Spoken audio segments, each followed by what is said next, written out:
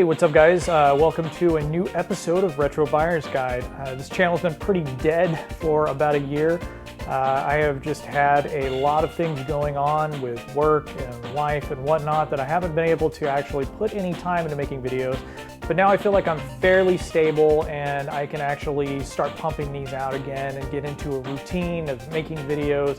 I really wanted to kind of refocus the channel and be able to make videos that are more informative if I can and talk a little bit about my own personal experience with things versus just trying to talk about them as, there's a million other YouTube videos out there. If you're just looking for, the particular information about a console or a game. So I really wanted to try and weave in more of, my experience with the game and why I like it and, my opinion about this or that. So this week is a new video. This is a system I have never reviewed before on this channel, and that is the Sega 32X. It's more of an add-on to some people, although I would say it definitely counts as its own console. Hello, Cheeto. And I think that it's got some interesting games in its library. I feel like a lot of people have the opinion that the 32X was a mistake for Sega to release, especially with the Saturn's launch only a year away. The library is fairly small like the Jaguar, but I do think that there are some things worth at least checking out if you are not familiar with the system at all. It certainly pales in comparison to the Saturn in every single way possible, but if you're interested, hopefully you'll tune into the rest of this video and check out all the games. And I talk a little bit about, what I like about them and what I don't like about them. And so anyway, let's dive in, take a look at the system itself, learn a little bit about the history of when it came out, and then we'll check out some games. The Sega 32X is an add-on for the Sega Genesis that was meant to extend the life of the 16-bit console until the Saturn could be released. It's one that I didn't have much experience with until I picked one up in the early 2000s. It launched for $159, and it doesn't go for much less than that these days. The 32X has its own small library of games that are technically 32-bit, but feel lacking compared to the 32-bit consoles like the Saturn or the first PlayStation. That's to be expected because it was a much cheaper alternative. The console plugs into the top of your Model 1 Sega Genesis or Model 2 Sega Genesis just like this, and as you can see, it looks pretty unsightly. It looks slightly better paired with the Sega Genesis Model 2, but I just find its mushroom shape completely unappealing. And you'll need a few things extra to get the setup going. The 32X comes with its own power brick, and you will also need a Model 1 or Model 2 patch cable, depending on which Genesis you own. Things get even more complicated if you plan on adding a Sega CD to the madness. And if you're looking to get RGB out of the setup, you may need to purchase an additional SCART cable for the Sega 32X if you're pairing it with a Model 1 Genesis. Here I'm going to set this up with a Genesis 2 using a Model 2 patch cable. As you can see, it plugs into the back of the 32X here, and then goes straight into the back of the Genesis Model 2. The games themselves came in cardboard boxes, much like later released Genesis titles did, instead of the plastic snap cases, which are so much better. The cartridges also had their own unique shape as well. This is my copy of Virtual Racing, which is one of the standout titles for the Sega 32X, I think. Other than their shape, there's nothing really remarkable about the cartridges themselves. Here's the instruction manual for Virtual Racing. The manuals were mostly in black and white, probably to cut production cost. But let's get into some games. The first one I want to check out is Tempo. You know what time it is. Yo, homie, pink beer! Tempo, check it out, For me, this is the title that stands out for the Sega 32X the most. It's a traditional platformer with a pretty cool setting. You play an insect that's into funk and hip-hop, and each stage represents a different set of a live TV show you're filming. It's very colorful, and the action is fast, which is both bad and good. The 32X is obviously doing a lot of the heavy work with background patterns and sprite scaling, but sometimes there's just so much going on screen it's difficult to tell what's going on. If you can get past the overstimulation, there's a decently fun platform game here that should keep you interested by the end. If you own a 32X, this is a must-buy in my opinion.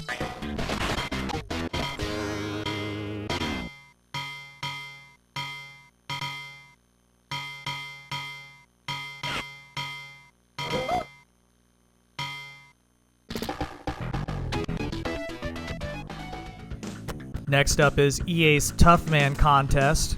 Are you tough enough to handle the power of the Sega 32X? This is a game in the style of Punch-Out, except it's not nearly as good, although some of the animation is well done, like you see here. You play as this green outline and attempt to knock the other guy out. Instead of the punches and blocks feeling more deliberate, though, it just kind of feels like you're mashing buttons to get in your hits before the computer does. Maybe I'm missing something, but this one just doesn't do it for me. I would much rather play Punch-Out or any other boxing game for that matter. Next up, we have Virtua Fighter.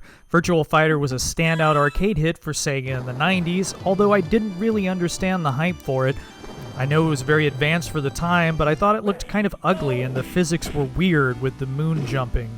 Still, the 32X version is pretty great for what it is. It plays well and one of the better sounding games on the platform. If you're into the 32X, this is not a bad version to pick up.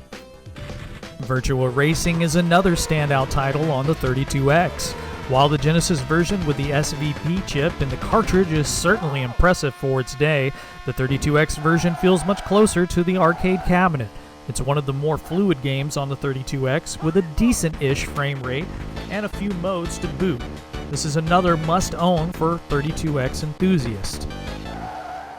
World Series Baseball is, well, it's a baseball game. I admit I played a lot of baseball games back in the day, and I wasn't too picky about their individual features as long as I could pick my favorite team and the computer would let me win every once in a while. That being said, this is a perfectly fine baseball game as far as I can tell. Not bad at all. Zaxxon's Mother Base 2000 is an isometric shooter that actually doesn't have much to do with the original Zaxxon. For one, you can't change altitude.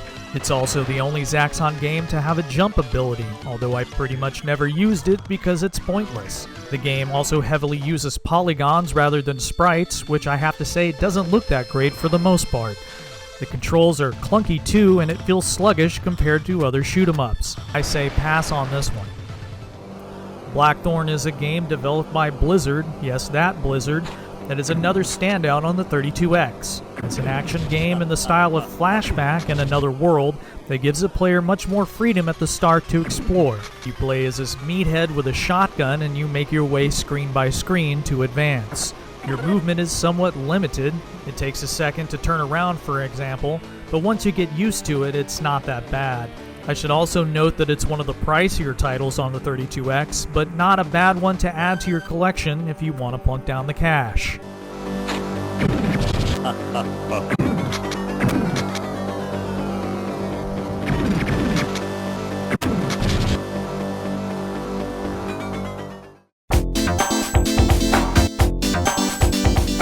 Knuckles Chaotix is probably the system seller for the 32X if there is such a thing. It's a bright, beautifully colored game with gorgeous sprites and fast action.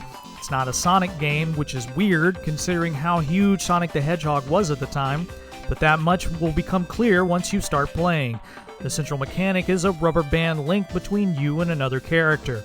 It works technically, but it's kind of a pain as the game is constantly breaking up the action by blocking off sections that you need to build momentum to pass through. Much like the Sonic games, there are bonus stages as well. This one takes you through a polygonal tunnel to show off some of the 32X's horsepower, but in the end, I just didn't find this game that much fun to play. The stages are a complete jumbled mess that don't really feel cohesive at all.